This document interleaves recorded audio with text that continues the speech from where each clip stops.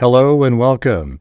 This is Grant Hughes of Grant Hughes Investigates on YouTube. This channel evaluates all aspects of true crime. As you are aware, videos and live streams in this genre often discuss elements of crime that may be disturbing to some viewers. If necessary, take the precautions needed to avoid these feelings. Factual information related to cases is the key to fostering rational true crime discussions. Fortunately, you will find that here. Please hit the like button only once, share the video, and subscribe if you like my content. Thank you very much for watching.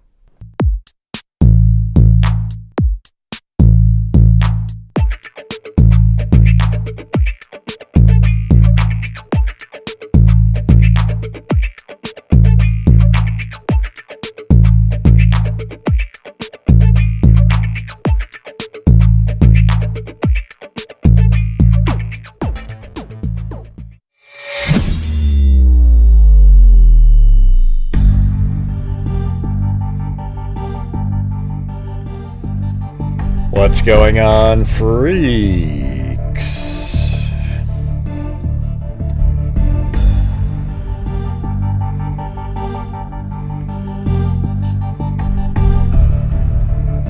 Alright, the first thing we're going to talk about is something Bruce Holdaway sent me regarding 1970s skeletal remains.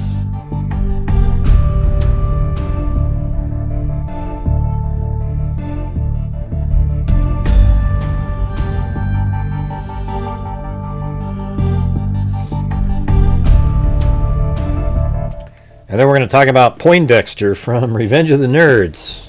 I mean, what's going on with Hollywood and pedophiles? I mean, these guys are just sick, you know, like predators. You know, he's also on 30-something, multiple other shows, West Wing, etc.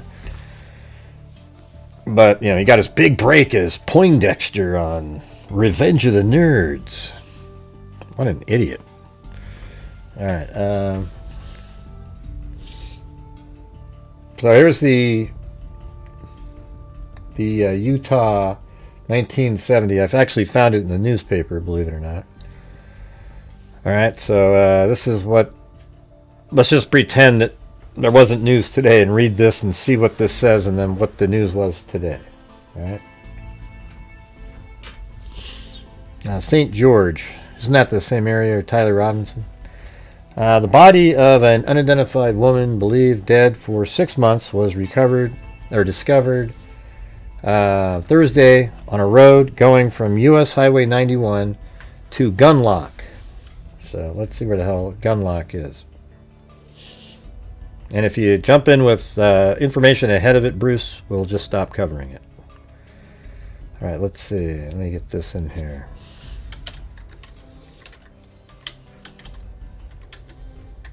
Seems like every time somebody sends me an article, they show up and then they tell the whole story in chat before we can even get to it. It's amazing. Well, let's see, Gunlock, Utah. I'm just kidding. I'd cover it anyways. Yeah, see, Tyler Robinson lives down there. Yeah, he does live right down there. So here's Gunlock. I guess we can try to figure this out here in a little bit.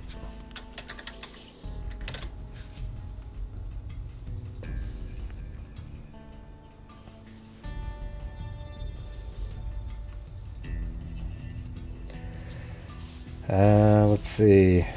So Washington County road employee Lyle Stringham was operating a bulldozer on the side of the road when he discovered the body, which, which apparently had been pushed to the side of the road.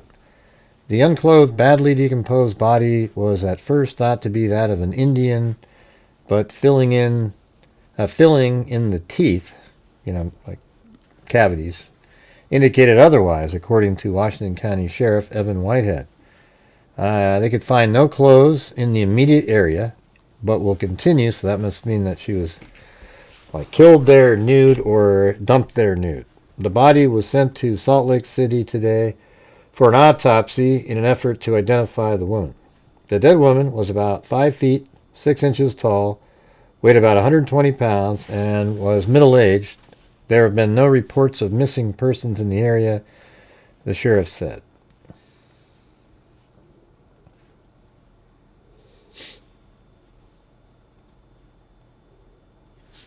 And this one is the following day, October 2nd, or 3rd, this article. The first one was the 2nd. An autopsy was started Friday on the body of a woman found Thursday 18 miles west of St. George. And so here it is. And 1.5 miles north of US 91. So is this US 91 right here?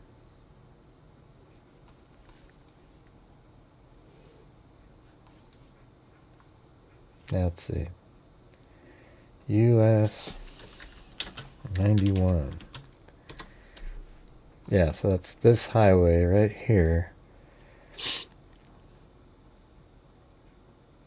1.5 miles north of US 91 on the county road to Gunlock. So I guess that's, I mean, here's Gunlock, but it's 1.5 miles north, so it's hard to really say exactly what the hell they're talking about. 18 miles west of St. George and 1.5 miles north of US 91 on the county road to Gunlock. Yeah, but that is the county road. I mean, it literally goes through. I wonder if it's been changed since then. This isn't a county road. It's, well, it's weird because that's highway, not there. Where was that?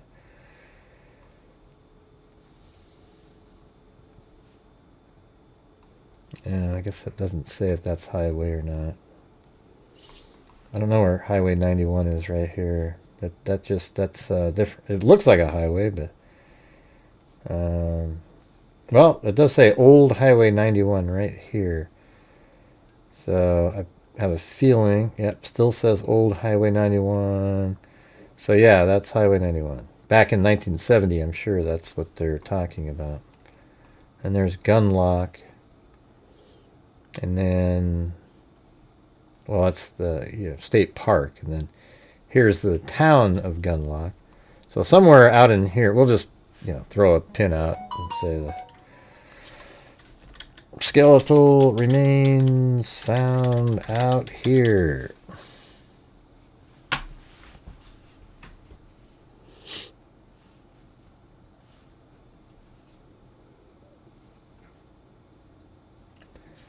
The state medical examiner's office said results of an examination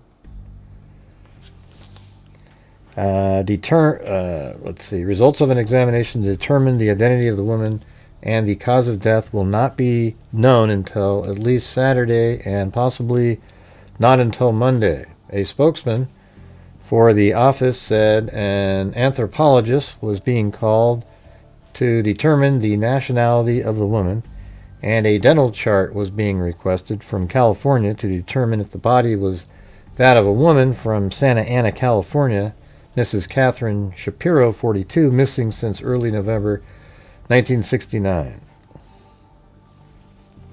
Washington County Sheriff Evan G. Whitehead said the unclothed body was found by Lyle Stringham, county road employee, who was operating a bulldozer along the road.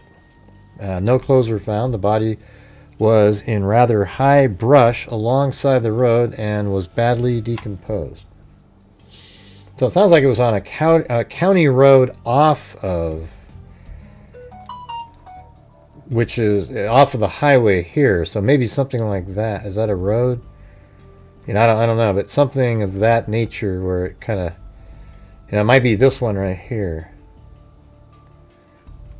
That's called Manganese West Road, so it could be something like that, or one of these guys going up. Because it's not off the highway, it was off 1.5 miles off of the highway on a road. And I don't know if it said, let me look at that first one again. On a road going from US 91 to Gunlock. Huh. So it'd be interesting. You know, it'd be interesting is to see, like, old Highway 91. Did it continue, and then at some point, it let's see. So if that was Highway 91, and then did it come up here at some point? And then there's Gunlock, but maybe it branched off, and then you just had to take a road into this town there. Don't know.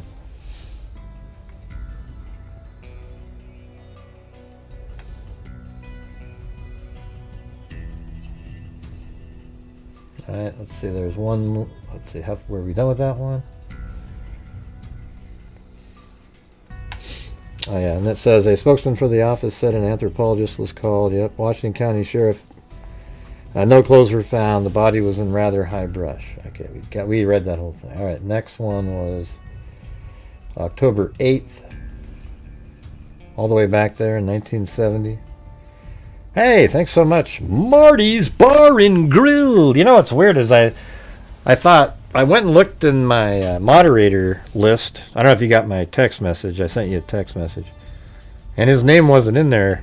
And I was like, wait a minute, okay. Because I don't know if his name is actually Marty, but yeah, we can call Marty in here. It had a different name in there, though. That was funny. But anyways, thanks a lot there, Marty's Bar and Grill. Autopsy results weighted in woman's death. An autopsy was started Friday of the body of a woman found 18 miles west of St. George and 1.5 miles north of US 91 on the county road to Gunlock. See, I don't know what that means. The state medical examiner's office said results of an examination to determine the identity of the woman and the cause of death will not be known for several days. Now, let me just check one thing here. If I go to 1993, which is usually still pretty good, that's only 20-something years later. Yeah. Huh. I mean, look at there's like hardly anybody living there.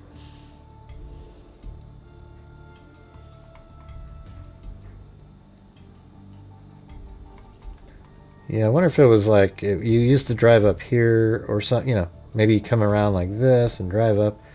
And then from right there, it was a county road that went into Gunlock.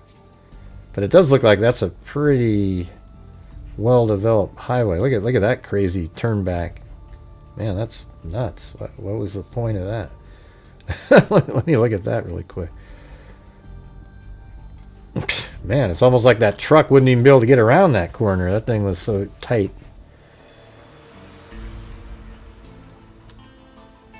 Look at that thing. It's wild.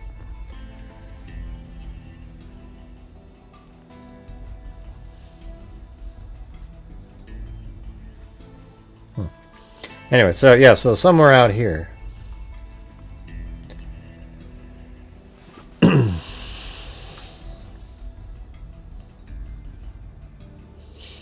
Oh no, that was me. Yeah, because I found your email. It was a phone number email. Remember that?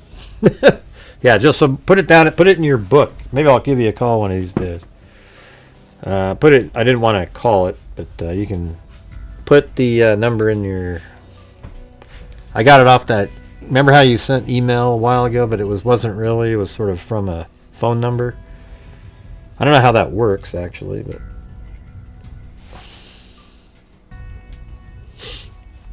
A spokesman for the office said an anthropologist was being called to determine the nationality of the woman, and a dental chart was being requested from California to determine if the body was that of a woman from Santa Ana, California, Mrs. Catherine Shapiro.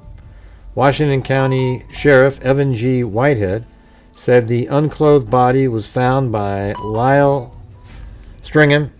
The body was in rather high brush alongside the road and badly decomposed. All right, there's one more from October 16th, my birthday.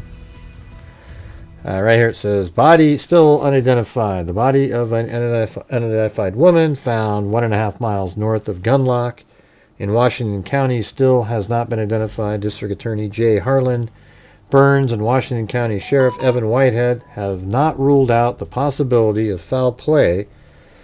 Well, I mean, I think it's really pretty obvious there was foul play because her body was nude. I mean, it's not like you know, and it was only 5 months, so the clothing wouldn't have completely eroded away or anything like that. I'm going to turn off my... Hold on.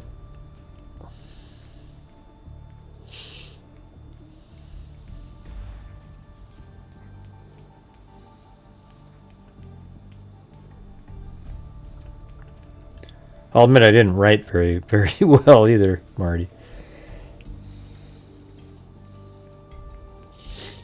I was just it was kind of late too. I was like, after the show, I was like, how come he's not in my moderator? I think we had trouble in the past with rogue moderator or two, and they were doing some weird stuff behind the scenes.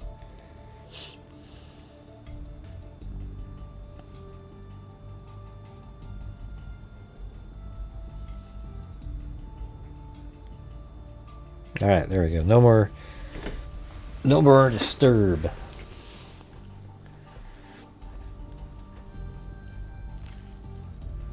Let's see. The last report from official sources was that the investigation was continuing in an effort to determine the identity of the deceased woman and the cause of her death. It was determined, however, that the body was not that of Mrs. Catherine Shapiro, who disappeared on Cedar Mountain in early November 1969. Right? Then, I guess, on the 10th of January, this came out. For more than a half century, she has only been known as Jane Doe of 1970 Jane Doe. For decades, her headstone simply read unknown. But now, the Washington County Sheriff's Office wants to give the 55-year-old cold case mystery another look and exhume the remains of the unknown woman. So maybe we can just follow this along, with the hope that advances in DNA technology will give them a long-awaited break in the case. Yeah, they should do way more of that kind of stuff, exhuming and figuring out the names of people. Giving people their names back is a pretty big deal. And while you're watching the show, you guys, if you're out there and you have the ability to help support the channel, that would be fantastic. Thank you. It's definitely not required or anything like that, but definitely appreciated. In October of 1970, the skeletal remains of a woman were discovered off Gunlock Road. A road crew employee discovered the badly decomposed body on the side of the road from US 91 to Gunlock. See, they're the ones that just found that same article. Let's see, according to an article in the Deseret News from October 2nd, 1970. The woman was believed to be middle-aged, about 5'2", weighing 140 pounds, according to the Utah Bureau of Criminal Identification Cold Case website. The state says a few strands of blonde or gray hair were also collected. But after an autopsy was conducted, the woman's cause of death was listed as undetermined. You still there, Marty?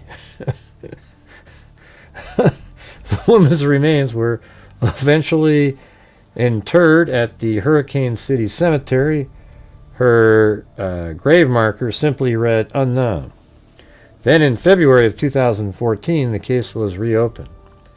It was learned that in 1974, the Sheriff's Office received information that an inmate housed in a New York correctional center had confessed to the murder of a female in Washington County back in 1970, according to a 2014 police report. The detective assigned the case in 2014 interviewed a sheriff deputy from 1974 who recalled that an inmate somewhere in a New York correctional center had confessed to killing a woman somewhere between St. George and Las Vegas in the same time frame as the woman found in 1970. The inmate also allegedly said that a second man was with him during the killing. Man, now it's like way more interesting. But when the detective went to look for records...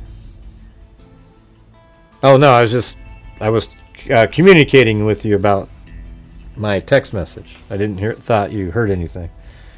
Or heard what I said. Let's see. But when the detectives went to look for the records from the county, including any kind of law enforcement report with information related to the case, she found nothing. There was no records of any cases dating back to the 1970s or 80s. Without the name of the inmate back in New York, there's no way to pursue this case any further. I wonder how they got that little piece of information. With that lead seemingly hitting a dead end, detectives made arrangements to exhume Jane Doe's body to collect DNA and enter it into the National Missing Persons Database. In September 2014, crews excavated the gravesite of Jane Doe. Man, look at that. There's only moderators and channel members here right now. I mean, is there anybody else out there that just happens to... Poindexter is a child predator. I'm just doing this story first. Or he's been accused of it. Let's put it that way. Let's see. With that lead hitting a dead end, detectives made arrangements to exhume Jane Doe's body to collect DNA and entered it into the National Missing Person Database, but they did not find her body. Oh, I'll just send you a text message, Marty. I think I still have the same. Hold on a second.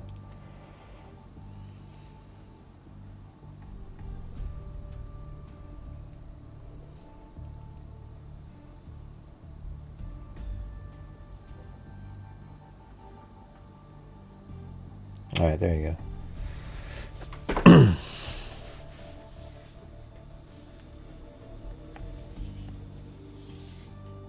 I know it's kind of late, so it probably seemed...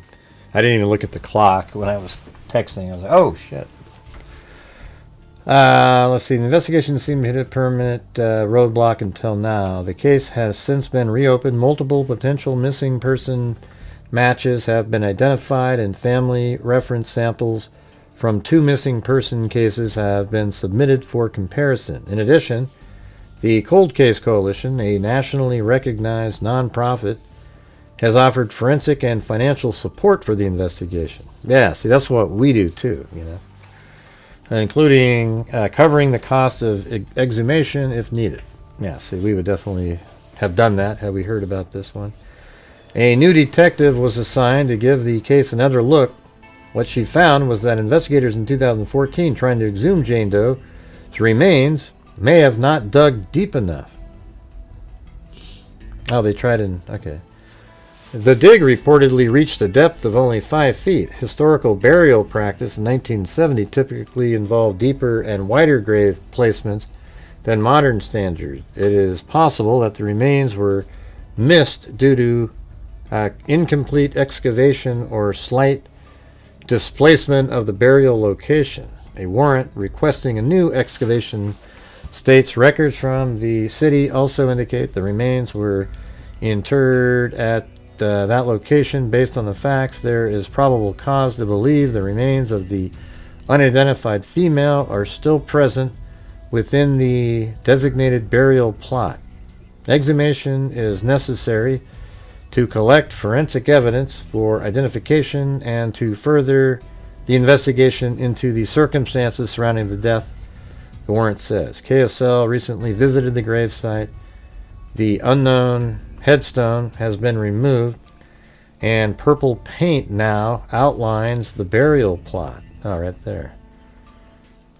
That's pretty interesting. Presumably, in preparation for the expected excavation, as of press time, the sheriff's office was still making preparations to exhume the remains. A case from 1970 of found remains of a woman in the area of Gunlock is in the infancy of investigation at this time. A warrant has been approved to exhume the remains in order to see if time and technology can assist in the identification of Jane Doe. As time has passed, the requirements to conduct this type of investigation have changed, and the investigation division is currently working on getting all the requirements in order before they are able to continue with the investigation. Well, it looks like at least I bet they'll end up getting her name back, and then at that point they'll be able to try to go back in time and find some circumstances related to like why she may have been missing, and then maybe it connects back to that other case.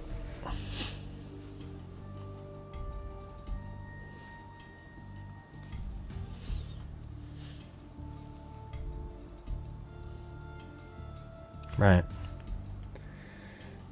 All right, so here is we're just going to go over the document in this Timothy Busfield, aka Poindexter, right here. But here it's, we'll just go over the criminal complaint. That way we just know it instead of having to, go with what a newspaper article said. All right. There's addresses and stuff above, so I'm removing those. So here we go. This is Poindexter, Here, everybody knows who this guy is. His name isn't very memorable, like you don't go, oh, that's Tim Busfield, I do, Gray. This guy right here, he was Poindexter, he was on West Wing, he was on 30-something. Those are kind of his big things, Like that's kind of the look I always remember him as right there. And like that, And apparently that's the booking image.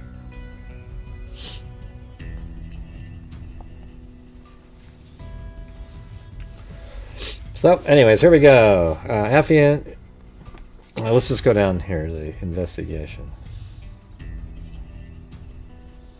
On November 1st, 2024, Officer Osborne was dispatched to 9020 in reference to the caller identified as Dr. Tyler Christensen of the University of New Mexico Hospital, who was calling for a sexual abuse investigation. Officer Osborne talked with Angela and Ronald, who advised that their children are child actors that had been on a television series called The Cleaning Lady. A new director identified as Timothy Busfield joined the series and grew closer to the boys. It was reported that Timothy would tell his children to call him Uncle Tim. So Timothy had the kids call him Uncle Tim, as the two child actors on the set. Ronald and Angela told Officer Osborne that they both discovered that there were allegations against Timothy of sexual assault against both women and minors. So I guess that was allegations prior that we're not even aware of at this time.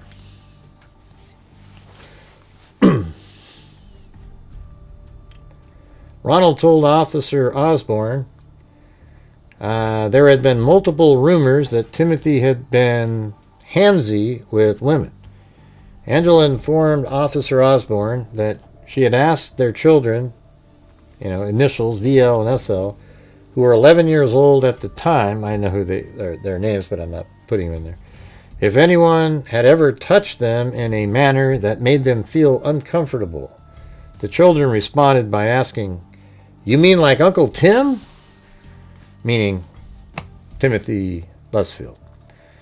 Ronald went to a law firm that recommended the two take the children to UNMH, which they did. It was reported that while at UNMH, the staff there advised that it appears the children were groomed in reference to a CART exam. It was advised they would reach out for a full CART exam.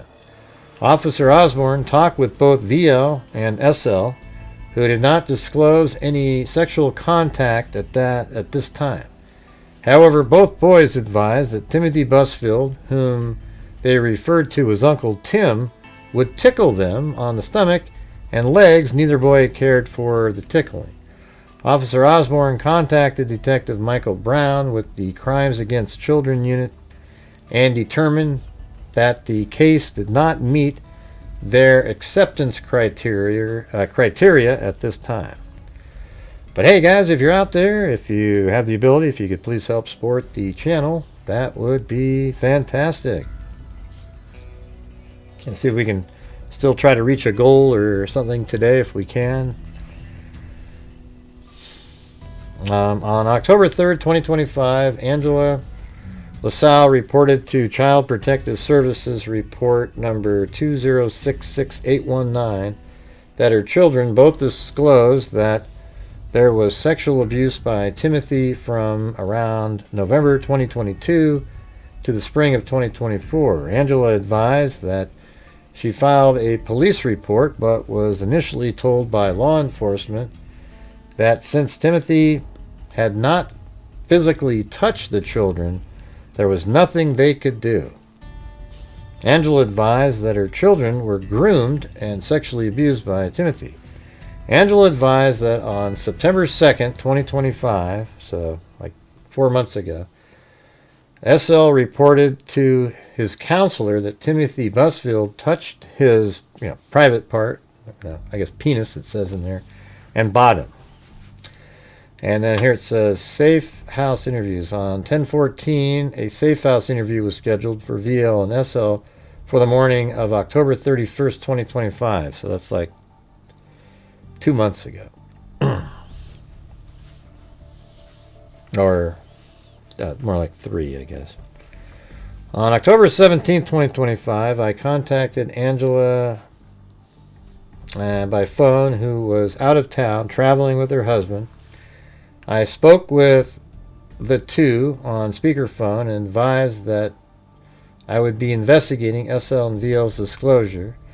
Angela told me that on September 3rd, 2025, SL disclosed to his therapist, Yolanda, who works as All Faiths Children Advocacy, that Timothy Busfield touched both his genitalia and bottom. Angela also advised that on 9/22/2025, SL disclosed to his pediatrician, Dr. Zoe Howell at Journey Pediatrics, that Timothy Busfield touched both his genitalia and bottom.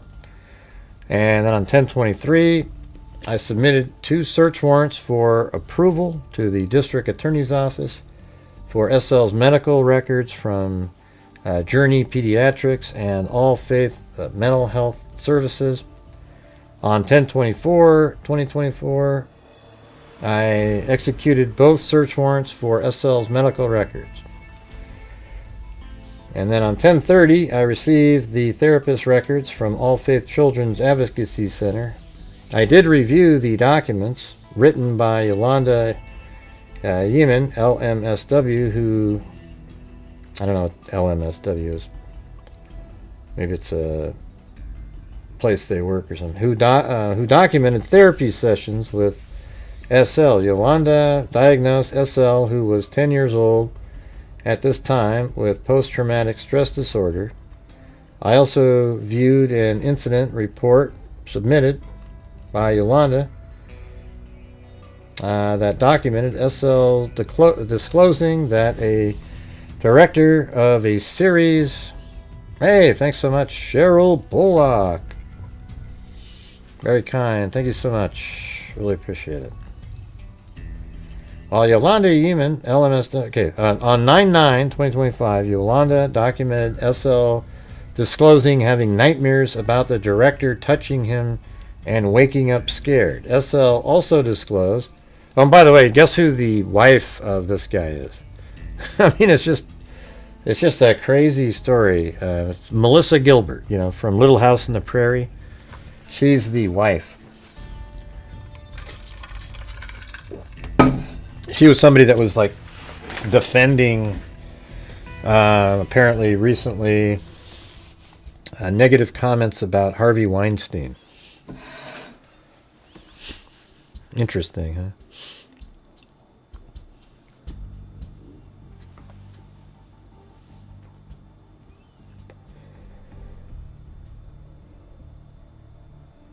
Yeah. And then, let's see, Journey on 10/29, I reviewed the patient care summary for SL submitted by Zoe Howe. The most recent encounter, 9/22/25, discussed an assessment plan for assault of a child. I did not find any disclosure from SL during this visit.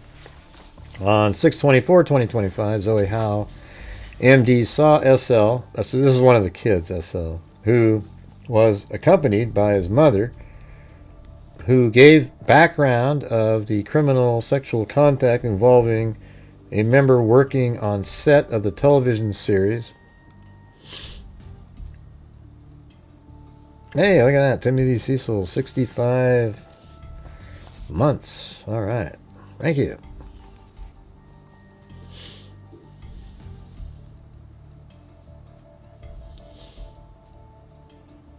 It says, gave background of a criminal sexual contact involving a member working on the set of the television series The Cleaning Lady.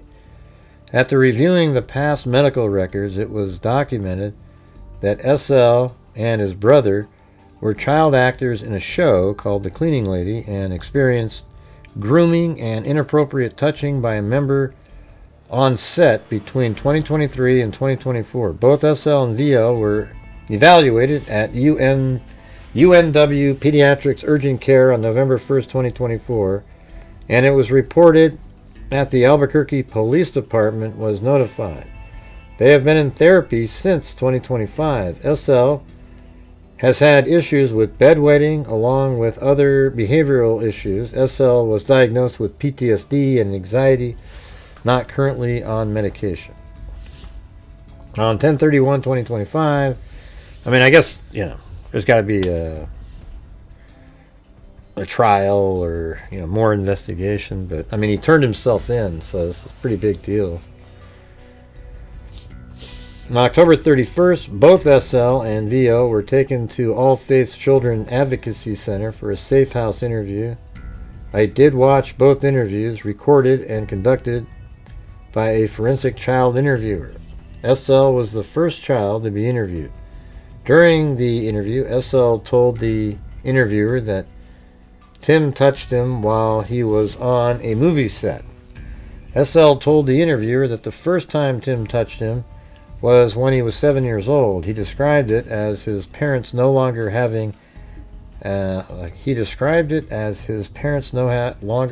iPad to watch the set, and when director, who was Tim, said cut, Tim would come into the bedroom on the movie set and touch SL's private areas. I mean, that's crazy. Jesus. SL provided a drawing to the interviewer showing how he was alone with Tim in the room. SL said that Tim would grab his waist with both hands while SL was lying on his back in the bed of the movie set. Tim would then touch all over SL's body, including his private area, while SL described his private area as where he goes, number 2. I don't even want to say that, and goes pee. Also referred to in medical terms as the gluteus maximum, So anyways, both, I mean, that's pretty disgusting. Crazy, huh? Why can't you buy it, Lori? Or is everything a conspiracy? Or these people, this is how they are, It's Hollywood for you. I mean, what makes you say I can't buy it? I mean, why? Why can't you buy it? I don't understand. Is there something in here that just seems a little off? Maybe you can explain that. SL and Tim, let's see. After the sets were over, SL said he was scared. I mean, it has to go to trial and everything like that. I just don't know how this early on we can all say, you can't see this. I mean, really? How do we know? This is the only thing that we've got right now.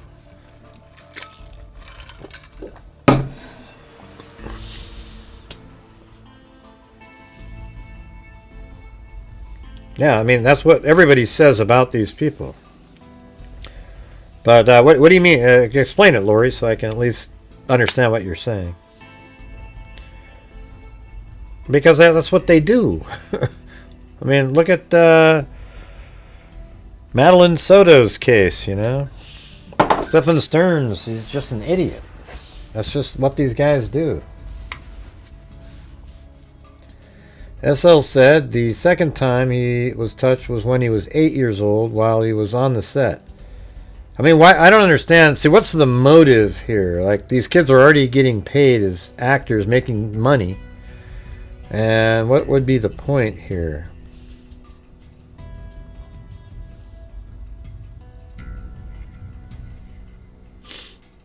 Yeah, you're right. It doesn't have anything to do with him being dumb. It's his... He can't control himself because that is what he wants to do. His compulsion, as Sharp Tack said. That's exactly right. Hey, thanks, Timothy Cecil. All these people are sick, and there's no rehabilitation for any of them. Yeah, that's absolutely true. You know?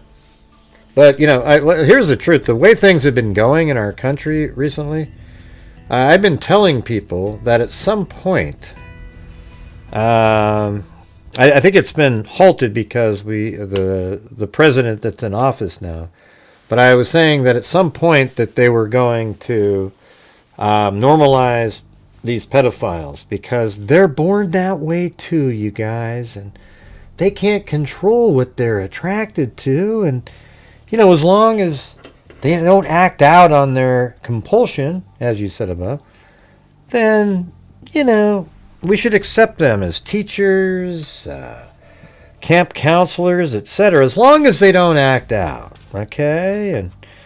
And that was coming. There was actually TED Talks, all kinds of stuff about that, and you can forget it now. But who knows, man? In 3 years from now, might all switch right back again.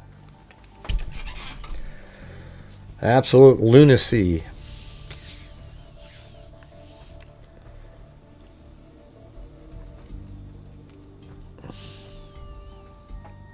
Right? So it must be a different Timothy Cecil then.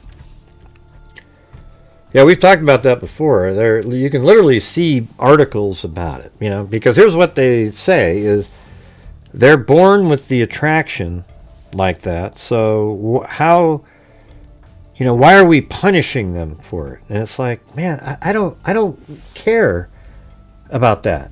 I don't care that they're born that way or whatever. It's just an abomination. Okay, at that point, that level, if you're, you can't all of a sudden go, oh, it's okay. I don't know. What do you guys think about that? They were gonna try to make that. I mean, I think it's still being discussed out there. You can look it up on your own. It's pretty wild. Right, that's right. That's what they call them. Like, they actually see what Sharp Tack just put in there. That's literally the term. That's how you sort of dumb things down and make it seem normal. You call it that. That phrase right there.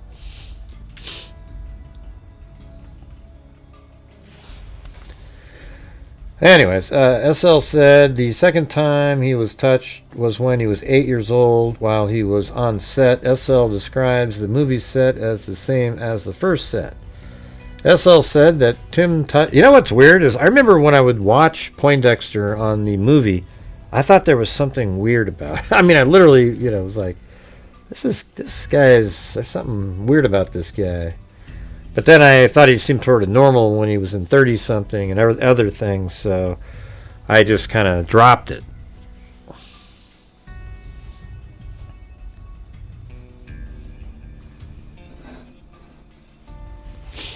Yeah, this could all turn out to be totally fake, that these kids, but this is what's out there now. And he turned himself in. I don't know how they're going to prove stuff, though.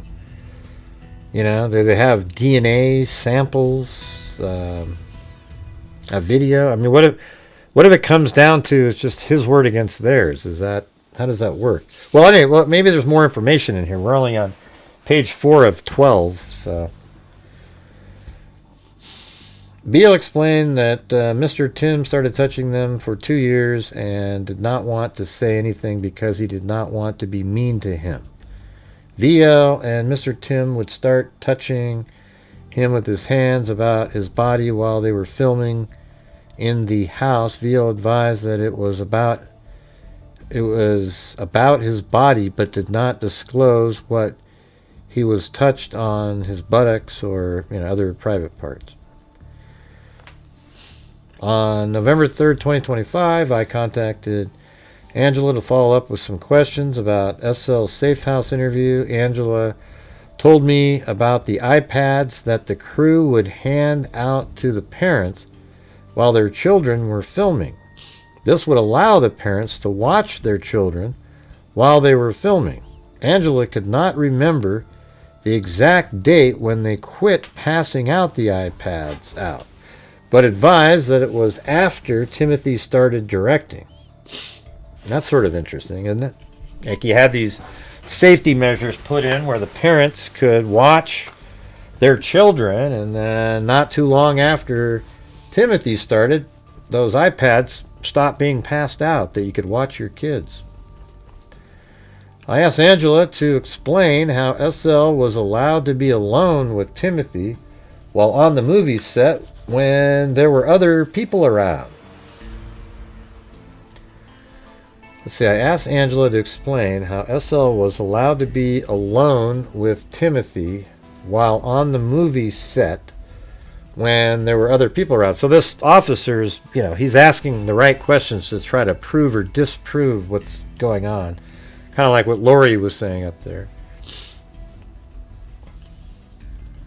Angela advised me that when the director is directing somebody in a scene, a lot of the time people will let them talk, just the two of them or whoever it is. When the director says cut, a lot of the time people are rushing around trying to get to the next shot. And what is he sneaking some touching? I mean, I don't know. That part's a little weird. Like, when's this happening? Where's it happening? Angela advised that she had started noticing SL becoming uncomfortable around Timothy. She saw this during a live photo that was taken of Timothy and SL, and Timothy was caressing SL's head. Hey, thank you so much, Wisconsin Cat Mom. How many do you have?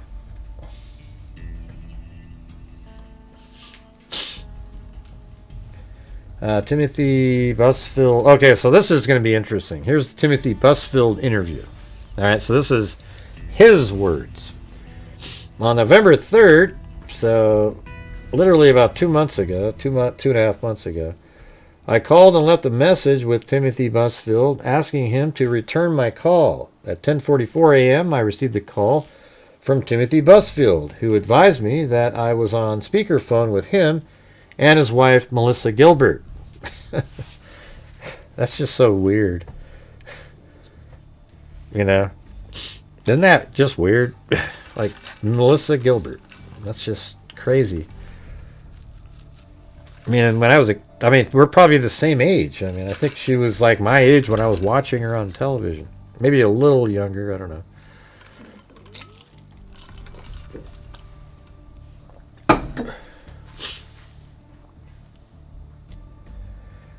Timothy advised that the two were in New York at the time. They were in New York while this interview was happening. I did advise him that I was investigating a case that was assigned to me and asked Timothy if he would like to speak with me about the case. Timothy did want to speak with me at this time.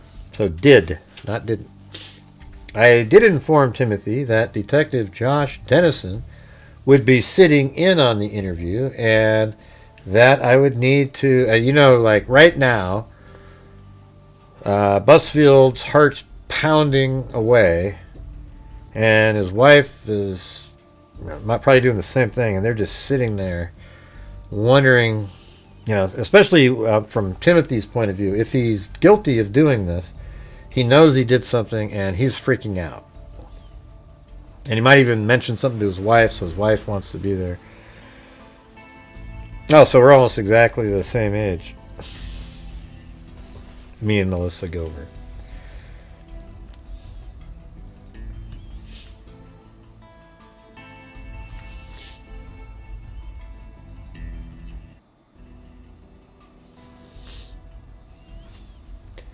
So for those out there that keep track of these sort of things, if you have the ability to help support the channel, that would be great. We are currently at about 1/4 of a normal nightly goal. So if you have the ability to help support the channel, that would be awesome. Thank you.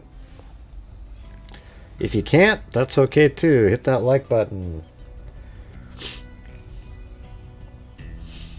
I explained to Timothy that a child had disclosed information about something that had happened to him while he was directing the child on the TV show The Cleaning Lady.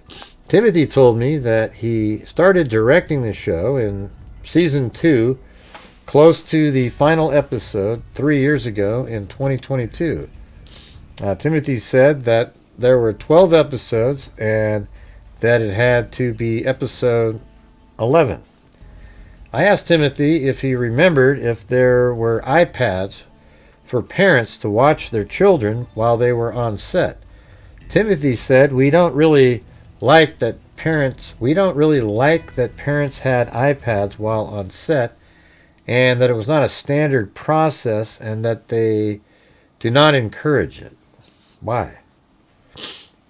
That's interesting. I mean, I asked Timothy if the parents were allowed to have iPads to watch their children before he started directing The Cleaning Lady. Timothy told me that there might have been iPads. Timothy then continued to say that the children were never alone on set without the teacher, a welfare worker, or a parent. Timothy said that he did not know the iPad was taken away, and that this would not have gone through him.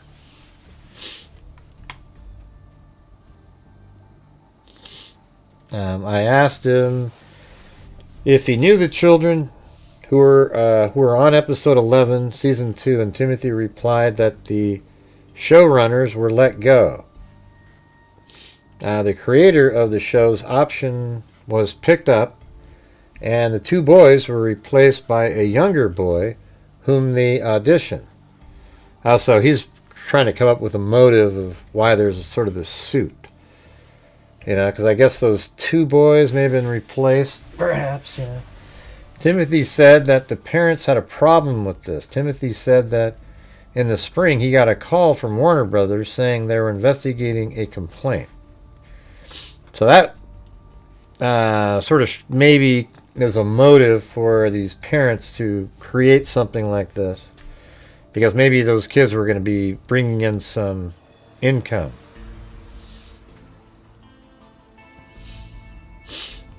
Anybody out there want to do a challenge of some sort? See if we can try to get to at least half the goal tonight.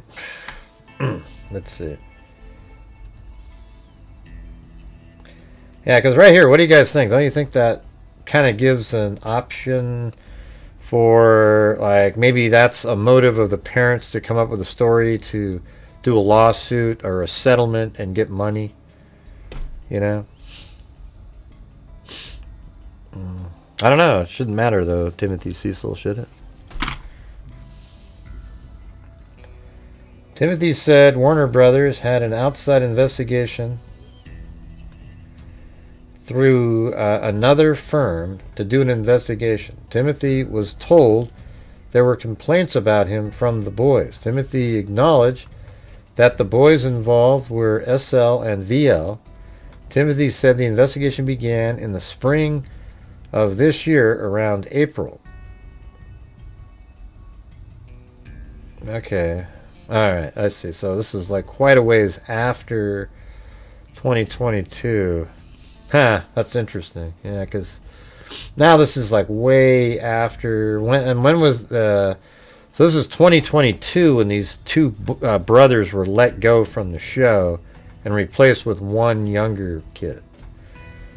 And so the parents are probably, like, maybe they haven't got work since, and now they're, like, trying to... I mean, that's definitely a possibility. You know, you can't rule that out now. If this was totally, they're still working. That's what my premise, my idea was, that they're still on the set, and that would give a hell of a lot more credibility to it. Not that there isn't credibility, it would just have more. Don't you agree? Like, it would have a hell of a lot more if they were still working, and they had something to lose.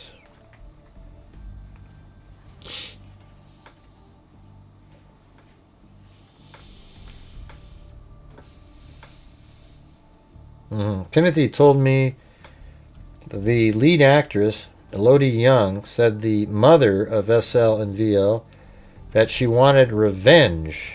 There you go. And I'm going to get my revenge on Tim Busfield for not bringing her kids back for the final season. Well, there you go. But again, he turned himself in. There was a warrant out for him, so there must have been something. Let's just keep going through this. Timothy did describe a bedroom setting along with a hospital setting with a bed or a gurney for SL and VL to lie on. This is consistent with the setting SL described in his safe house interview. Yeah, but these interviews were 2 years after they were let go. Yeah.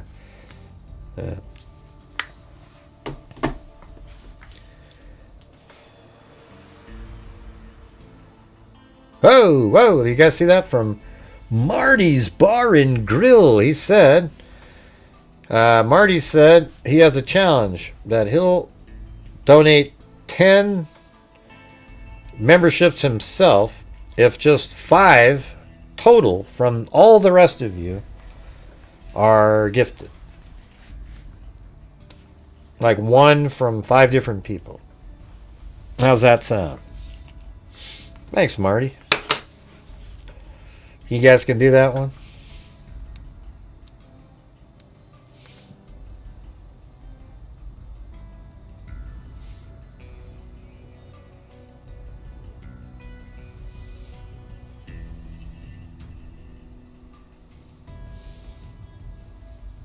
Well, they only work if people, do the challenge. Did you guys see that? Not one of you guys said, look at, or anything. So you see the challenge up there, right? It says, challenge by Marty. I'll sponsor 10 newbies, meaning memberships, if we can get 5 from 5, just other people.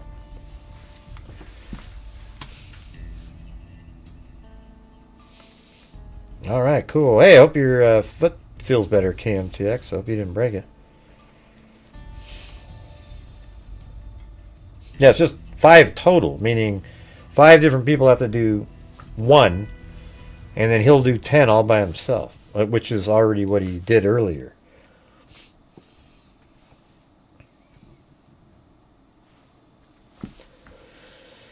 Huh. Well, I wonder how they sort of turn this back around, because they must have stuff later. Hey, thanks, KMTX. There's one of them.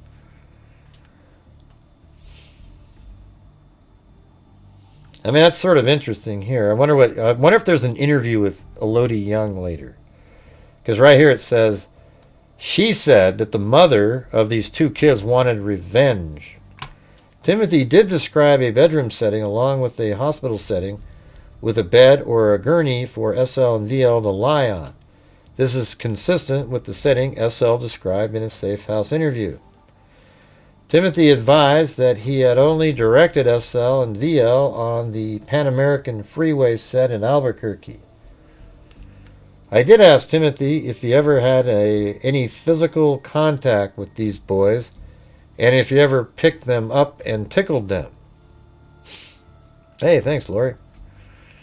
Timothy said he was highly likely that he would have. Timothy said it was highly likely that he would have. Timothy said it was a playful environment, like he wanted. However, Timothy said that the dad, Ronald, would make SL and VL hug him, and he didn't really want them to. Now that would be interesting if this was sort of a setup. I mean, it's also kind of a weird thing. I mean, I could see Timothy inventing that part of the story. But hey, thanks, Lori. We need 3 more of those, you guys. Yeah, giving memberships is cool. Thank you.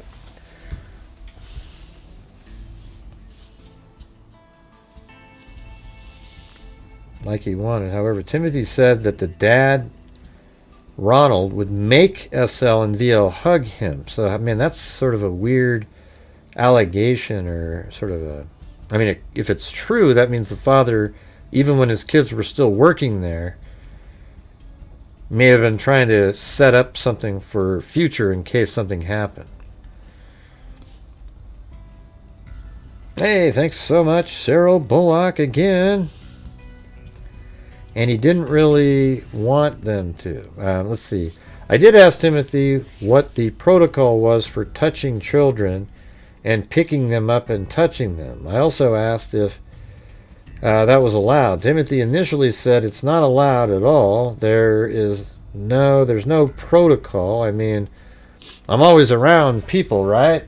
It would be, you know, in front of the parents. There would never be weird moments about it. I don't really remember picking those boys up. I remember picking up the boy who followed them.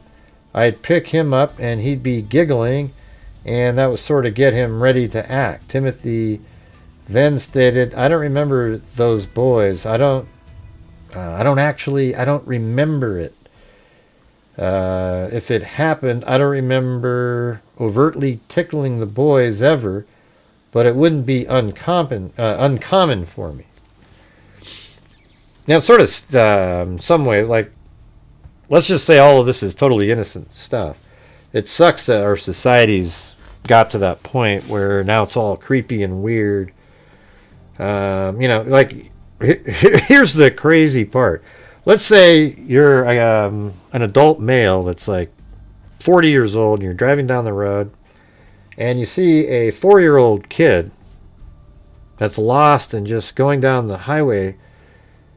Here's what sucks, is that people literally have to think, boy, if I pull over here, people might think I did something. And you get paranoid about it. Like, you know, maybe you would have helped, but you're sort of like, man, if I pull over and then I call the cops, are they going to start, you know, wondering if I'm the one that was, you know, it's kind of weird. I hate it.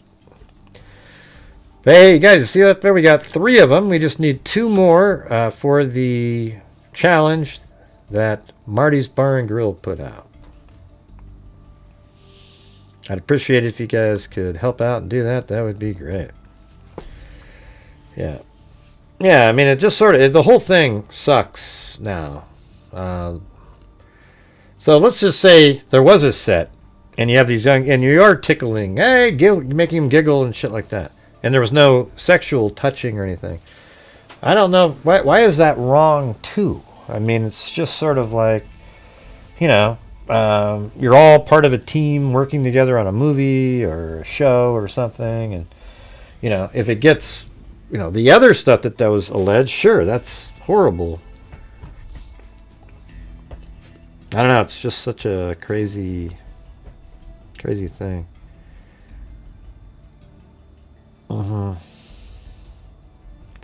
Hey, H, do you mind if I just go ahead and keep reading through this instead of you jumping in? We're just going through the whole thing. Yeah, let's see. Our town girl, whatever the hell your name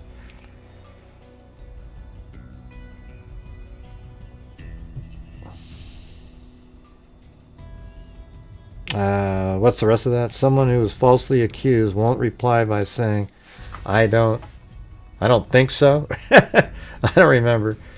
Yeah, well, that's true. Like, you know, he did. I think he did say that up there. Although it was 3 years ago, right? Like, if you're falsely accused and it was 3 years ago and you had every day you're working, maybe you can't remember every single time. Okay, yeah, that one time I picked him up. I guess that would be something.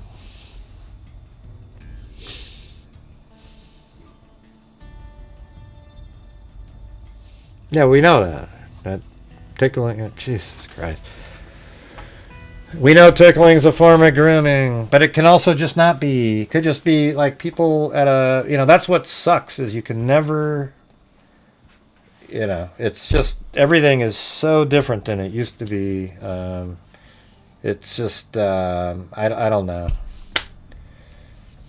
That's not a helpful comment, Timothy. It doesn't help move forward in the, sure. Yeah, tickling, all that stuff, you know. Hey, thanks, KMTX. Who's going to get that last one? We just need one more. Right, there you go. April came back and said, tickling can also be nothing and innocent. Right, exactly. It's just like, hey, you know, woo, here we go, you know. If a pedophile does it, maybe there's something to it.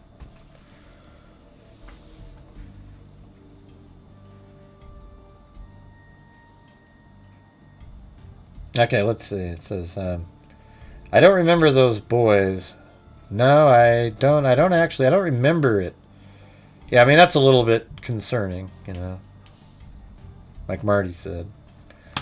I don't remember overtly tickling the boys, but it wouldn't be uncommon for me. So he's admitting that he might tickle somebody. Timothy and his wife, Melissa, did tell me that before this, they did have a relationship with SL. God, my mic was a mile away. A relationship with SL and VL and their family outside of work. They advised that they did buy the two boys Christmas gifts and were together on several social functions. No, so, I mean, you know, that means you knew him a little bit better than you kind of tried to say up above. And then Elodie Young. So is this the one I wanted to see if they interviewed? Hey, look at that. Bad Juju became the 5th membership gifted.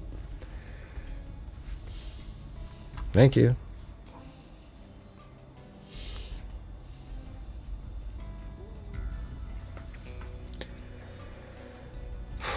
Did tell me that before they did have a relationship, that before this they did have a relationship with SL and VO and their family outside of work. Wow, so you know, you knew a little bit better than you're saying, but it's interesting.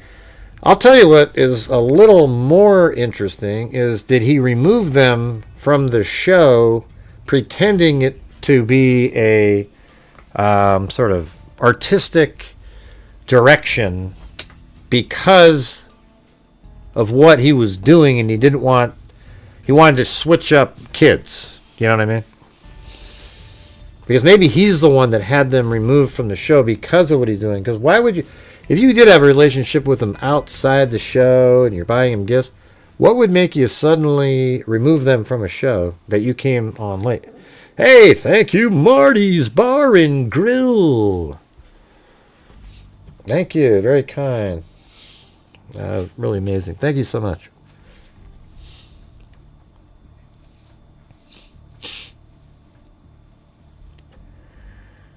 Huh.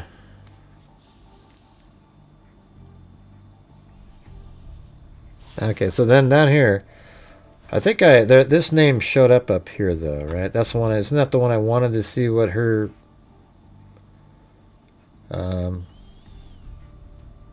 Yeah, it was kind of right here. Timothy told me that lead actress Elodie Young said the mother of SL and VO So, okay, so this is important coming up here. So, Timothy has told the officer that Elodie Young said that the parents of SL and VO, that the parents wanted revenge for them being removed from the show, and I'm going to get my revenge on Tim Busfield. So that's what she's saying, or that's what Timothy is saying she said. Now they're going to ask her, did you say those things? Right here. On 11/5, I contacted Elodie Young to set up an interview. Elodie Young agreed to meet with me at the Northwest substation. I did initially advise Elodie that Tim Busfield gave me her name and said that she may have information about this case. Elodie left me a voicemail declining to speak with me, oh boy, and said that she does not want to be involved with the investigation and that she would not have any information that could assist in the case. The voicemail was uploaded to evidence. Wow, okay. Man, that sucks. I mean, why not just have a conversation? Taylor, true. I mean, he just needs to get the answer to that question and say, "Did you hear?" I don't know. I mean, I wonder if Timothy gave that lady a call, and she just, I don't want to get, Taylor Trujillo interview. On 11/14/2025, I was able to contact Taylor Trujillo, who was a production assistant on the television set of Cleaning Lady while SL and VO were on set. Taylor advised me that there would be over 100 people working. Hey, hold on a second.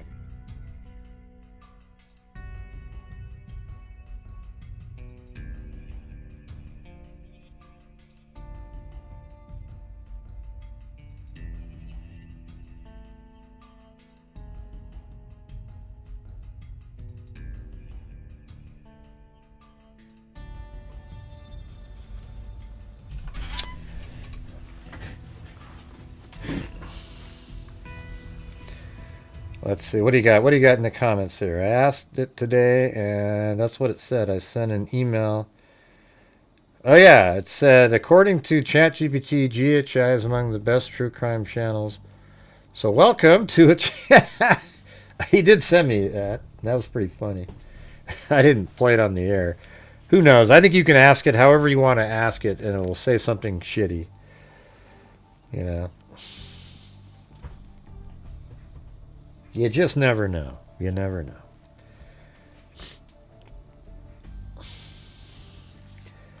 Taylor advised me there would be over 100 people working during the production of The Cleaning Lady.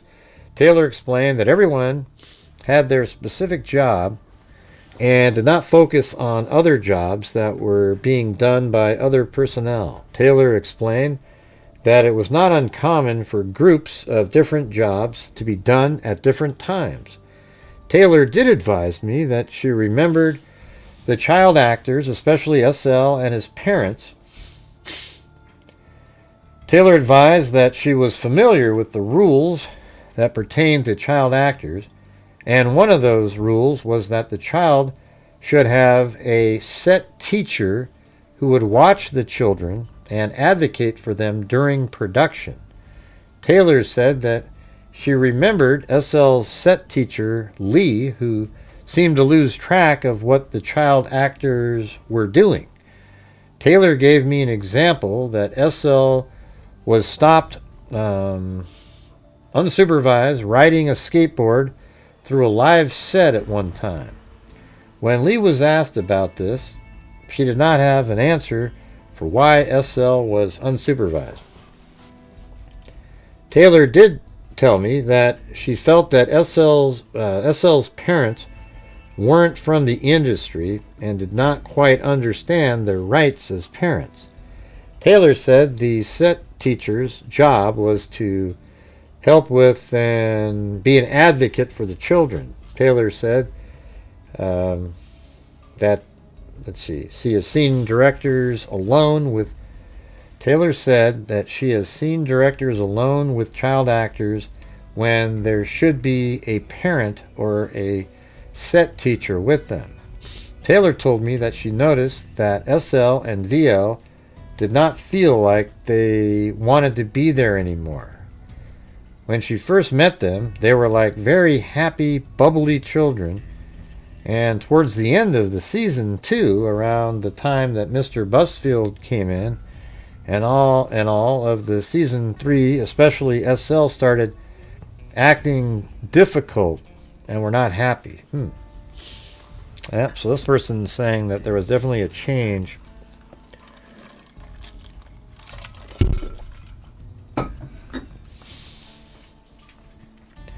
When I asked about touching actors or children while they were not being filmed or scripted, if touching them was allowed, Taylor said that was not allowed and that it was very unprofessional for anyone to touch or tickle anyone. So there you go. Now that contradicts what Tim Busfield, I mean, it not contradicts, but it sort of says that what he's admitting that he did was not allowed and is very unprofessional. And this is just a production assistant who's saying this here. This isn't like a bigwig or anything. A PA is just basically you just run around and do whatever the director wants. There's nothing big time about that. I was a production assistant on a Chevrolet truck commercial when I was younger. And these were, we were doing a commercial on using prototype vehicles that were going to be released. And I remember one time we all had to drive one of the vehicles to the next location.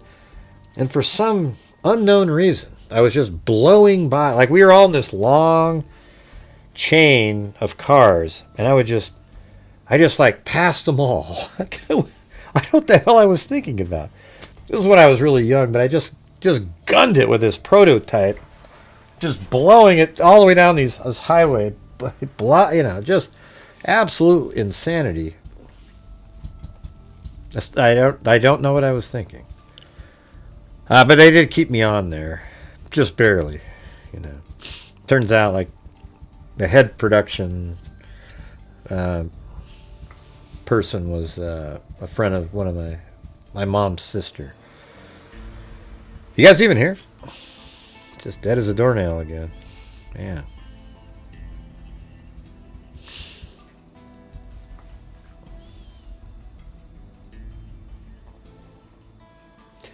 All right, we are currently at around 60% of the minimum goal. So if anybody out there wants to try to do another challenge of some sort, that'd be pretty sweet. Maybe we could somehow get the goal in there. Hard to say. When I asked about touching actors or children while they were not being filmed or scripted, if touching them was allowed, Taylor said that it was not allowed and that it was very unprofessional. Taylor remembered Timothy being very touchy with certain people and felt that it was very unprofessional. Lauren Trujillo. I talked with Lauren, who was a production assistant on The Cleaning Lady starting at the end of season 2. Oh, so these must be related somehow.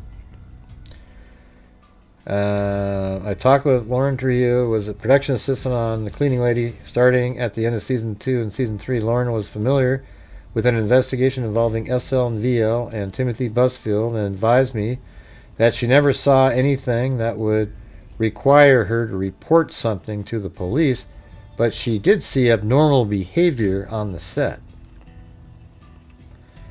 Let's see. Lauren advised that she remembered the room the two boys were filming in and told me that she did see Timothy in the room with SL and VL. Yeah. Did any of you guys hear my story on when I was a production assistant having to drive the vehicle? I guess that's what I'm saying when it doesn't seem like people are listening, because there isn't one follow-up or any reply. It's almost like my mic went dead when I brought that up. It's crazy. Lauren advised that she remembered the room the two boys were filming in and told me that she did see Timothy in the room with SL and VL. Lauren advised that she doesn't remember if they were alone in the room. Right. You're right. Yeah, I did tear down the road. I just wouldn't know that anybody heard me because there was no reply or comment or anything. Let's see. Lauren advised that she remembered the room the two boys were filming in and told me that she did see Timothy in the room with SL and VL. Lauren advised that she doesn't remember if they were alone in the room, but advised that it could have been possible due to the set teacher always hanging out in the first team holding area where there were no monitors, and she would lose sight of the children. That's so weird. I didn't even know this kind of stuff exists. Oh, come on, Marty. It was just crazy, you know. It was funny to me. I mean, you just got a picture. You got these. I mean, you would think somebody would at least comment on it. You know what I mean? It was a real story. I don't know why they call them teachers either. It's kind of stupid. They should be like child monitor, and that's all they do. I don't know how you're not doing. I mean, I never even knew these people existed, to be honest. Yeah, but when I'm saying I was driving a prototype. Like, these cars don't exist. They're probably worth a ton of money. And man, I remember when I was just about to pass the lead car, I was actually thinking, where am I going after I pass that guy? And then he honked. Yeah. I wasn't sure if you were being sarcastic, Marty, but it was just, you kind of had to picture it. It was so ludicrous. There was literally like 50 cars, and I would pass in the other lane, not the, like, there wasn't a 2 lanes. It was like I'd go on the opposite side of the road when there was the dotted line, you know, and just be.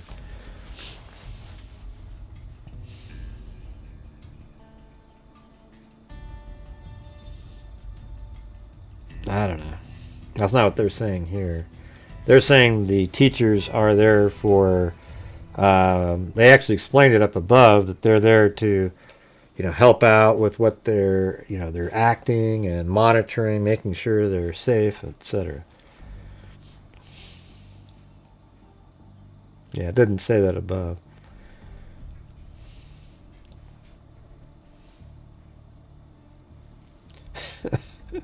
It's okay. You guys don't have to. I was just kind of amazed that not one person.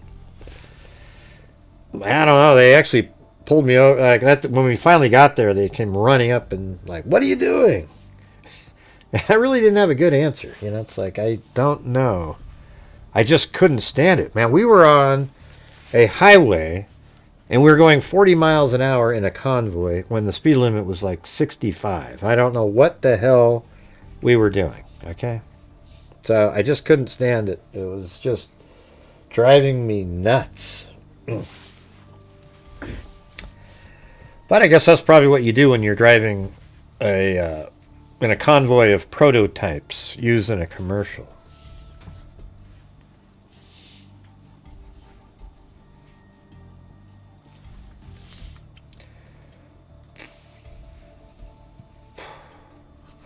We were on page. Let me go up here.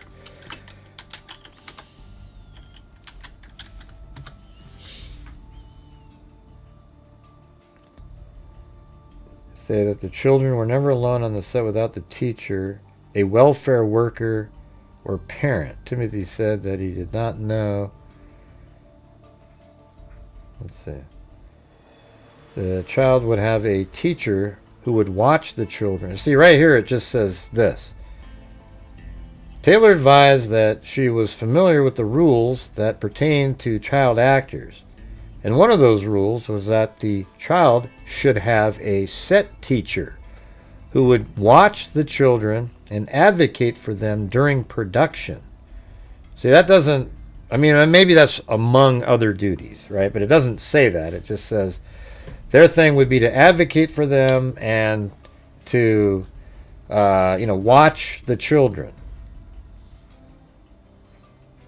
And then he said this teacher would sometimes lose track of their child, or this child, during the set and stuff. So maybe there's other stuff that they do,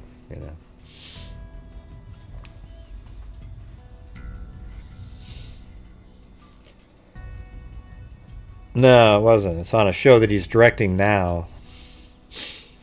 But hey guys, if you're out there and you have the ability to help support the channel, we're still probably about 20 memberships short of reaching the minimum goal tonight. So if a bunch of you guys out there together help do that, we can try to get there. If not, that's cool also. Okay, now we're down to this one. On 11/14/2025, I talked with Lauren Trujillo, who was a production assistant on The Cleaning Lady starting at the end of season 2. Lauren was familiar with the investigation involving SL and VL and Timothy Busfield and advised me that she never saw anything that would require her to report something to the police, but she did see abnormal behavior on the set. Lauren advised that she remembered the room the two boys were filming in and told me that she did see Timothy in the room with SL and VL. Lauren advised that she doesn't remember if they were alone in the room, but advised that it could have been possible due to the set teacher always hanging out in the first team's holding area where there were no monitors, and she would lose sight of the children. I don't know what, maybe that's what the teachers were originally for, but maybe now they're just sort of there to satisfy some policy. Oh, yeah, no, they were there, Maybe they were supposed to teach and help kids. I bet you they don't do the same thing these days. They just say, yeah, they were there. Lauren told me that let's see. Timothy, Lauren advised that she remembered the room, right, and so this teacher, but advised that it could have been possible due to this set teacher always hanging out in the first team holding area where there were no monitors and she would lose sight of the children. Lauren told me that it shouldn't happen. That's why they have set teachers. They're supposed to help keep an eye on that. But it's absolutely possible. Lauren advised that Lee was an older lady and she didn't keep a super close eye on the kids. Well, what else are you doing then? Lauren explained, that's what your job is. Lauren explained there were a couple of times they'd be running around and almost get hit by other crew members carrying stuff or crew members trying to dodge out of the way of the kids. Lauren explained that a set teacher should always be monitoring the children before, after. See, this seems like it's purely about monitoring. You get what I'm saying? So I just think it's a different role now, and they just do their, this is what they do. They just monitor. And maybe it depends on where you're at, too. Like, some people just have the teachers, whether there's kids there, they're likely required to have a quote, teacher to satisfy some industry regulation, and they probably don't do any of the stuff that maybe they did 20 years ago. That's what I would bet. Let's see. It shouldn't happen. That's why they have set teachers. They're supposed to help keep an eye on that, but it's absolutely possible. Lauren advised that Lee was an older lady and she didn't keep a super close eye on the kids. Lauren explained there were a couple of times they'd be running around and almost get hit by other crew members carrying stuff. Lauren explained that a set teacher would always be monitoring the children before and after during the production. Set teachers would be by the monitors watching the children when they are physically separated from the parents. Lauren said that Lee would not do this, and this could have allowed Timothy to be alone with the children in the room during production. But what else is this teacher supposed to be doing? See, it's like they just hired this person to fill in a role that's supposed to be there, but they didn't do what they were supposed to be doing. Lauren said that it was frequent that Lee would always be hanging out with the first team, whatever that means. You know, like the main actors, and but what the hell is she doing? Because the first team is irrelevant. She's supposed to be taking care, watching over the kids. Lauren remembered that towards the end of season 2 and in season 3, SL became pretty withdrawn. SL did not seem like he wanted to act and didn't seem like he wanted to be there. They ended up using VL a lot more. So these are twins, and they just had one kid in the show. They were twins, and they would just swap them out and trade out, one time one would do the other. Right? They ended up using VL a lot more because he was happier to do the scenes and wanted to be there, and SL just kind of withdrew. Another interview with Lee. So Lee's this person, the teacher. This is actually mildly interesting. It's like a puzzle. On 11/21/2025, I contacted Lee Lewin to set up an interview. I did talk with Lee on the phone, who told me she was the studio teacher for SL and VL, which involves, now it tells what it's supposed to involve, which involves educating kids who are working on set and being responsible for their health, safety, and welfare. Man, that sounds like exactly none of those things were mentioned above as her job duties at all. None of them. Lee told me that she would sometimes monitor SL and VL while on set if they were working in a dangerous situation or a situation where she felt there was risk. Lee did say that she would hang out by the first team where there were no monitors during filming. Yeah. I tell you what, you guys, if we get one more challenge from somebody, we'll do well in here tonight. Well, not well. We'll just get to the minimum goal, but we're still just frozen at about 60% still. I did ask Lee if there was something that stuck out with SL and VL during her time with them. Lee told me SL became very reluctant to be on set, which she wasn't in the beginning. Lee said SL was very enthusiastic about it, and then at a certain point he just didn't want to be on the set.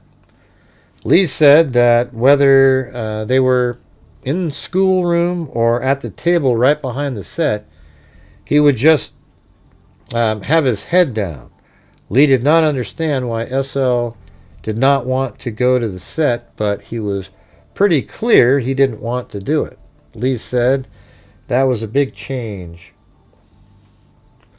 After talking with Lauren, Taylor, and Lee, I believe Timothy had the opportunity to be alone with SL while he was lying in the bed on the TV set, learning that the set teacher would frequently lose sight of the children by hanging out. I mean, just because there's an opportunity, what proof do you have other than, it's sort of like the Me Too movement, right? I mean, how do we know what the person's saying? I mean, he has the opportunity to. Did he create I think it would be more valuable if you can prove that he created the opportunity. I mean, you can sort of say that because he got rid of the iPads. They were using those where the parents and others could monitor where the kids were. But when he started, shortly after that, they removed those. So that's sort of something that you could say he intentionally created a situation where they wouldn't be able to see him.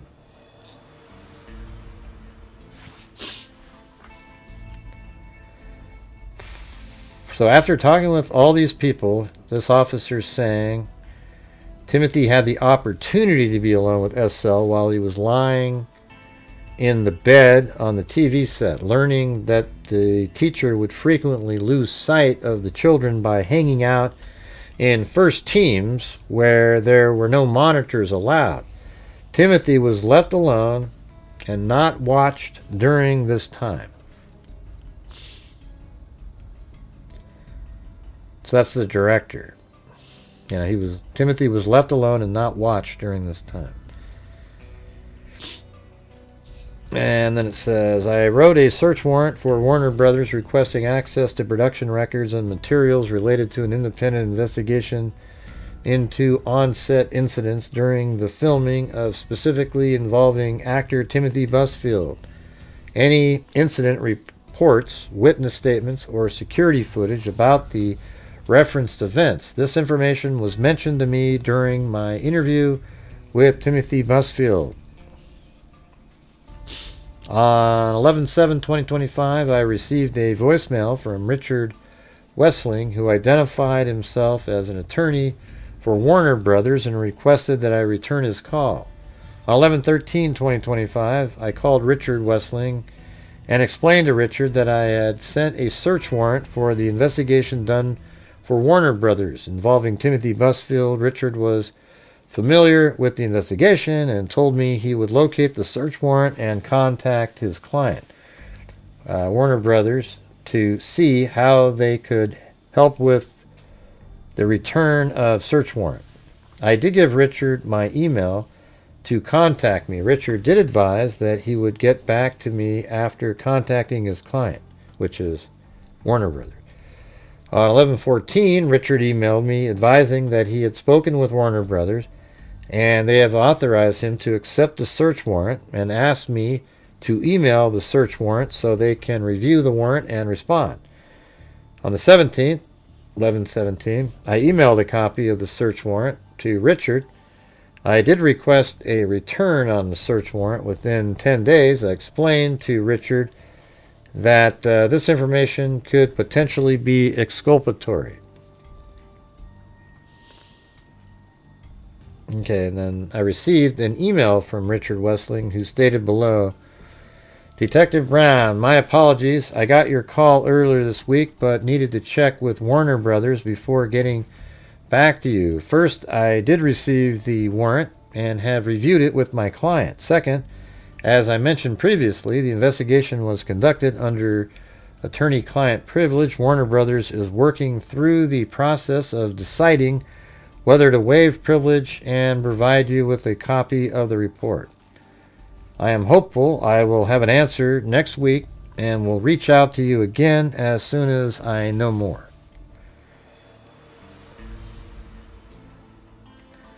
And then on 12/18, which is less than a month ago, I received another email from Richard Wessling.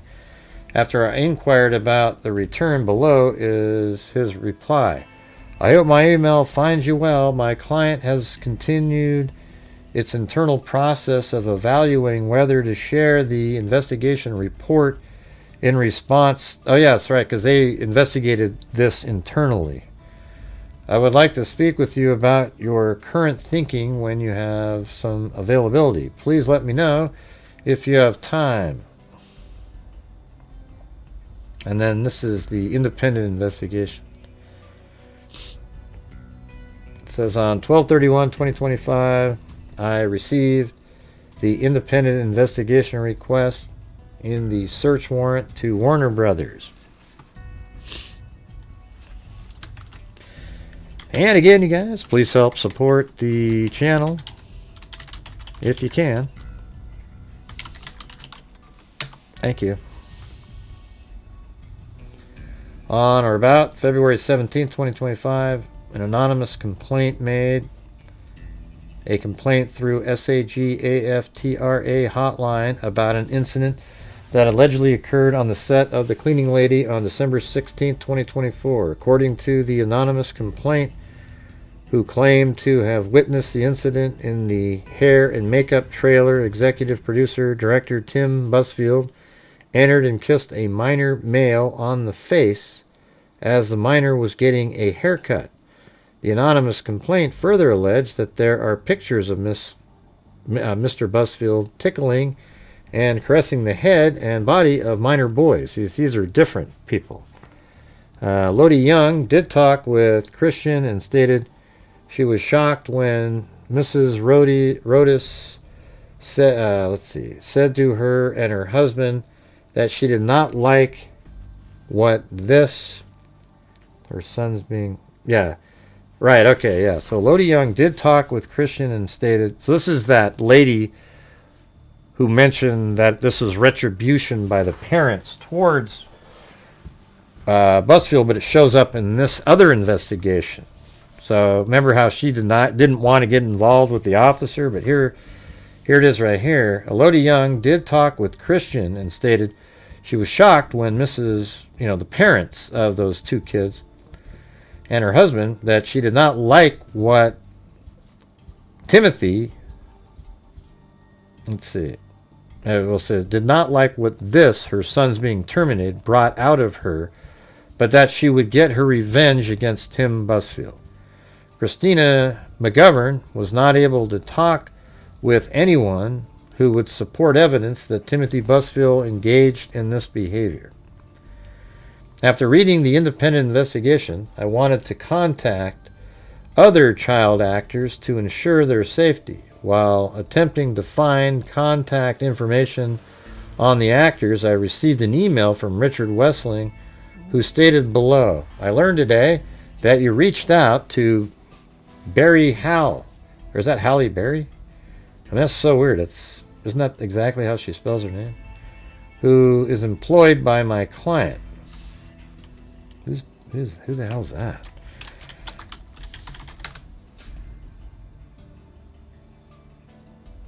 That's weird.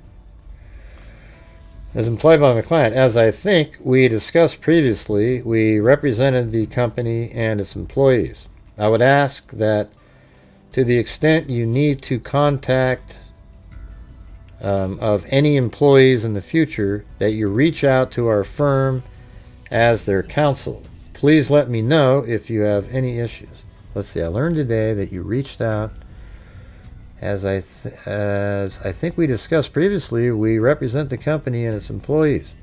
I would ask that, okay, so he's trying to make it seem like the officer went outside of what he's supposed to be doing, because this attorney thinks that Barry Halley should be under the umbrella of, what was it, Warner Brothers up there? Whatever the hell it was.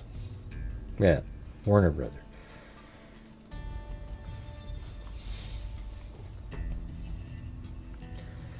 Let's see, down here, it's on 12/31/2025, I contacted Danielle Vigil, who was working on set with Timothy Busfield, doing hair and makeup. Danielle told me that she had been contacted by attorneys prior to my calling. Danielle said that she knew that there was an investigation done by Warner Brothers regarding Timothy's misconduct with child actors. Danielle told me that while she was working with two child actors who replaced the twins. I mean, here's the thing, you guys. I mean, if there's multiple other allegations, then there's a hell of a lot more credibility to this case, right? Even though, there's this thing about the parents wanting revenge. It's just like, well, how come there's so many more, Daniel told me that while she was working with the two child actors who replaced the twins, she witnessed Timothy come into the trailer where she was working and kiss the two child actors on their foreheads. Daniel did not say that both the children's parents were present at the time, but felt that the parents did not know the rules and etiquette.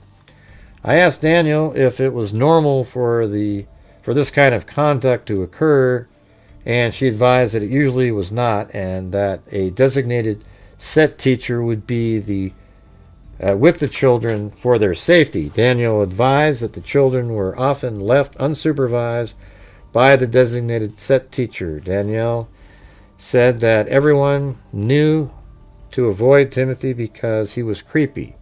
Danielle was very afraid of retaliation for talking with me, and was afraid that she would no longer be able to work in the film industry. Kristen Carr on 12/31/2025. I contacted Kristen Carr, who worked on the set as a hair and makeup artist. When I spoke with Kristen, she seemed hesitant to talk with me. Hey, that's what KK does, right? Kristen did not share or act as if she had any knowledge. Maybe that's you. Look at that. It's KK. My God, you guys. Look at that. I contacted Kristen Carr, works on the set of hair and makeup. Holy crap, man. Another KK. That's crazy. What are the odds of that? Although you do more just makeup, right? I guess hair is part of it, though, right?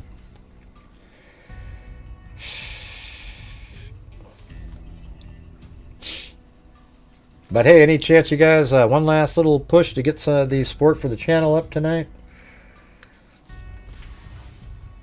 Warner Brothers used attorney Richard Wessling. Okay, Kristen Carr. This is the hair makeup. Warner Brothers made it very difficult to obtain information for this case and waited almost 3 months to comply with a court order to produce the independent investigation. Warner Brothers used attorney Richard Wessling to advise me that I would need to go through his law firm to talk with any employees of Warner Brothers when I was trying to ensure the safety of additional child actors. When talking with employees of Warner Brothers, they were very afraid of retaliation from Warner Brothers if they talked to me.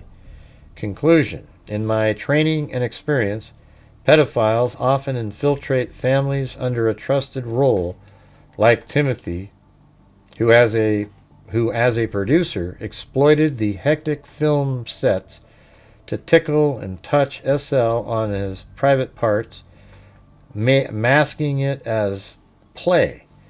He would invite the family to offset gatherings with his wife. So that made me think differently when they said that.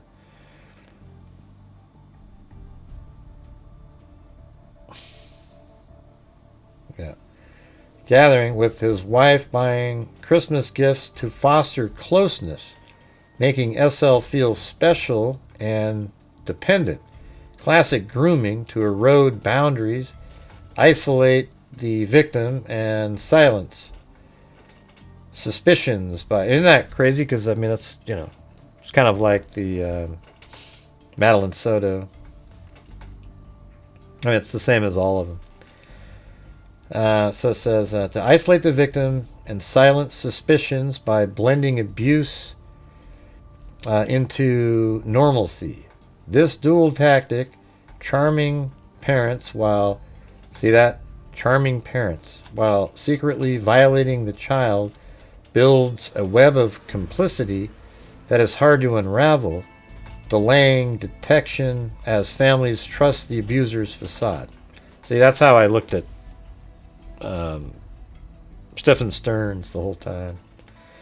I discovered that Timothy Busfield has faced accusations of sexual assault with 2 separate incidents reported in the media. One in the 1990s and another around 2012. Details of the reported incidents. First allegation occurred in 1994. A 17-year-old extra on Little Big League sued in Los Angeles Superior Court claiming Busfield assaulted her, served her alcohol, groped her, attempted sex in a trailer, denied by Busfield, who countersued for extortion. Parties settled privately. His later defamation bid against her lawyers got tossed. So his later defamation, so he sued her, got tossed, leaving him to foot nearly $150,000 in costs, no charges filed. Second allegation. A 28-year-old woman accused Busfield of battery in an LA movie theater, alleging he slipped hands under clothes and touched genitals for 4 minutes. For 4 minutes? I mean, how'd that happen? Police took report under Code 2, under Code 243.4. Okay, just type in the numbers for God's sakes. Under Code 243.4. They actually wrote the words. I mean, who the hell does that? But prosecutors passed due to slim evidence. I mean, but how does he accidentally for 4 minutes? I mean, I don't really get that part. SL has been in therapy and has had issues with bedwetting along with other behavioral issues. SL was diagnosed with PTSD and anxiety. Yolanda Yeaman documented SL disclosing having nightmares about the director during SL's Safe House interview. SL and Tim touched his private parts after the sets were over. SL said he was scared and speed walked to his father and hid behind his dad. SL said the second time he was touched was when he was 8 years old. While he was on set, SL described the movie set as the same as the first set. SL said that Tim touched him 3 to 4 times in private part area over his clothing. SL said he was very afraid of Tim and was relieved when he was off set. SL said he was afraid to tell anyone because Tim was the director and feared Tim would get mad at him. So that's it. Yeah. I mean, it sounds... Yeah. I mean, they need a little bit stronger of a case, I would think. I mean, I think you're going to have other information. I think it's believable. It's just, do you guys feel like it's enough right there for, like, I don't know. I mean, they're just saying he had the opportunity. You know what I mean? But some of the stuff that was said makes me believe it's a true story. Because there's other incidents. But, I mean, those other incidents are different, too. They're with adults, basically. I mean, 17 is not really an adult, but it's not a pedophile target.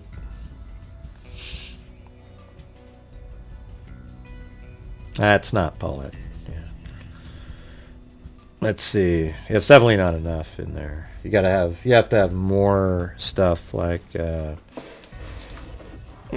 literal proof. This will be a really tough one to get it through. Yeah, definitely is